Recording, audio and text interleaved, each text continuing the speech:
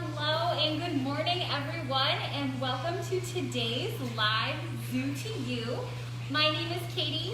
I'm an educator here at Stone Zoo, and today we are joined by some of the cutest amphibians, in my opinion, our emperor newts, and we are going to be talking all about amphibians and World Water Day. Today is World Water Day, where we are celebrating the importance of clean water all around the world for both humans and animals. And we are going to be meeting our animals that really rely on clean water. So this is Mekong, and she is a female emperor newt. Emperor newts are native to the Yunnan region of China. And although they're mostly a terrestrial amphibian, they do spend a lot of time on land. Clean water is essential for their breeding and to continue their species on. So males and females will breed in crisp, clean water, small standing water, kind of like ponds and rice paddy fields and things like that. And they will kind of do a little bit of a dance in the water.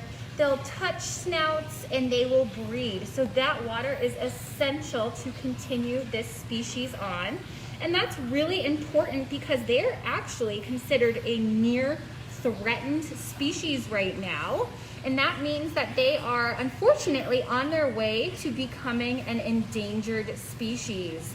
And we're finding that that's the case for a lot of amphibians all around the globe. One of their biggest threats is going to be habitat destruction, habitat loss, and pollution.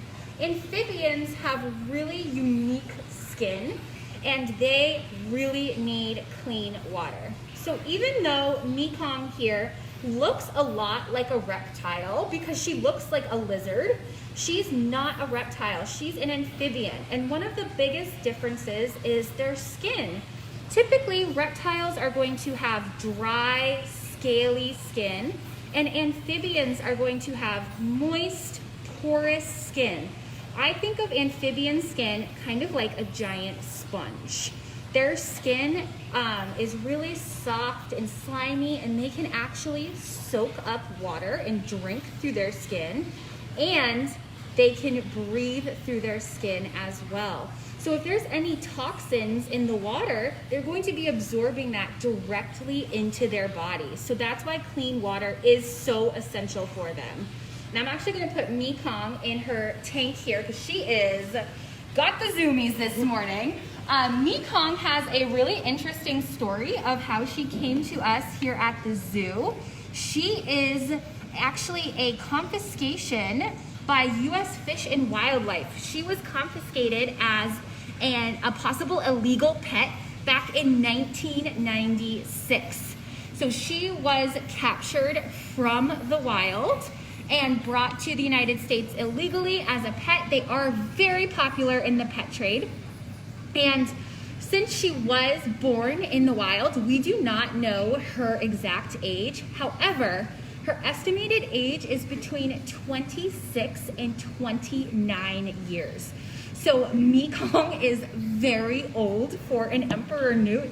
Typically, under human care, they can live between 10 and 20 years. So she has already exceeded that estimated life expectancy, which is really, really amazing. And she's living a wonderful life here at the zoo. Our emperor newts are actually part of a stud book program within AZA, and that's because they have very important genetics. So we're really happy to have her here, especially because almost 3 years ago, she had some babies. So right now we're looking at one of the offspring. This is one of our juvenile emperor newts, who is actually unnamed right now. We also don't know the sex of this emperor newt, so we don't know if it's a male or female. Typically, that kind of comes out a few years later in life. It will be a little bit easier for us to tell them apart. And that's because there is some sexual dimorphism between males and females. So they can look different. Typically, females are going to be larger. So females will usually be a little bit bigger than males. There are some other differences, but it really takes like an expert herpetologist to kind of tell those differences. So unfortunately, that is not me. So this is one of our juveniles. You can see that this one is a lot smaller than Mekong. They do have two parts to their life cycle, just like most amphibians. So they do have a juvenile stage where they live in the water, and then they will kind of metamorphize into the adult that we see. And one thing that's really cool about emperor newts, and this is one of the reasons why they're so popular in the illegal pet trade, are those colorings. They're really beautiful. They have these bright oranges, reds, and blacks on their body. They're also sometimes called the Halloween newt because of those colors. And those colors signify that they are toxic. So that is a warning to other animals. They, if you look at the dots along their back, those are all poison glands. So for a small animal ingesting them, that poison would be highly toxic and would probably kill that animal. For a human, not so much. You probably have to eat a lot of newts to get really, really sick from them. But for any predators in their natural range, they're going to hopefully first try to deter any predation by having those bright warning colorations on their body. And then if somebody does try to make a snack of them, they're going to taste really bad and make them really, really sick.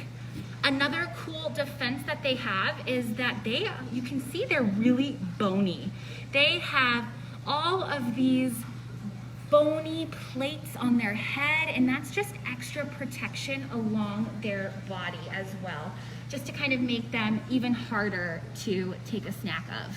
And Rachel, I actually see one of our other juveniles, poking their head out. So I'm going to remove our little cave in this tank so we can see the size difference between an adult and a juvenile.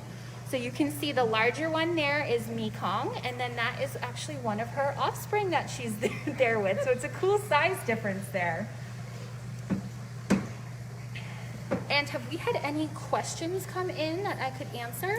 Yes, we've had a few. Some of them we've touched on, but for those just tuning in later, Susan asked how old or how long do they live? In human care, they can live typically between 10 and 20 years. That's the average. However, Mekong's estimated age is between 26 and 29. So she has lived a really long and healthy life here at the zoo. And Lexi was asking about, again, the differences physically between males and females. Typically, males are going to be smaller in size and females are going to be larger. So Mekong, her sex is confirmed. We do know that she's a female. The two juveniles that we have, we do not know their sex yet. So it will probably be easier to tell in a few years once they've fully matured. But right now we do not know. And what are some of the things that we can do at home to conserve water or avoid pollution? That is a great question. So while you're at home, one really easy thing that you can do that will help amphibians in your own backyard is to not pollute. Really cut down on any chemicals that you're using in your yard, help pick up litter, and also conserving water. Clean water is a really valuable resource all across the world for both humans and animals. So cut down on your shower. One thing you can do is get a shower timer or maybe set the stopwatch on your phone and try to cut down how much time you're spending in the shower. Typically 5 minutes or under is a great way to kind of conserve water, shutting off the tap when you're not using it. Little things that add up and really make a big difference. It's funny to see the size difference. Yeah, she's pretty big. Our male emperor newt did pass away last year just from old age. Like I said, they are past their average life expectancy, but the size difference between him and Mekong was almost the same as the juvenile. He was really small and he was also a brighter orange. She was a redder color, so it was really easy for us to tell them apart. And I think one thing I haven't talked about is what they eat here at the zoo. So they are these cute, tiny little, tiny little critters with really adorable faces, but they are also pretty vicious little predators. So they are carnivores. Here at the zoo, they eat crickets, and they also eat something called blackworms. And blackworms kind of look like really fine black angel hair spaghetti. It's pretty gross that we put them in water, and the newts absolutely devour them. So they are carnivores, they're predators, and they're pretty skilled hunters too. So that's one thing that's kind of deceiving about them. Are they fed every day? Yes, they are fed every day. We will feed them, depending on the day, their food options do change. So some days they might be fed crickets, some days they might get their blackworms. So this just adds a lot of variety to their diet, and it also helps to fulfill all of the nutritional requirements that they have. So we like to keep it varied for all of our animals. You know, if you come to the zoo, you might see that some of our larger animals, like the black bears or the jaguars, might get varied diets and enrichment, and that's really important for our smaller animals at the zoo too. So we will change up their diet. We'll also change up their exhibit furniture, so we might move things around in their tanks just to give them lots of variety in their lives here at the zoo. Great. I think we are just about out of time. So is there anything else that you would like to say to wrap up? I would like to say Happy World Water Day to everyone watching.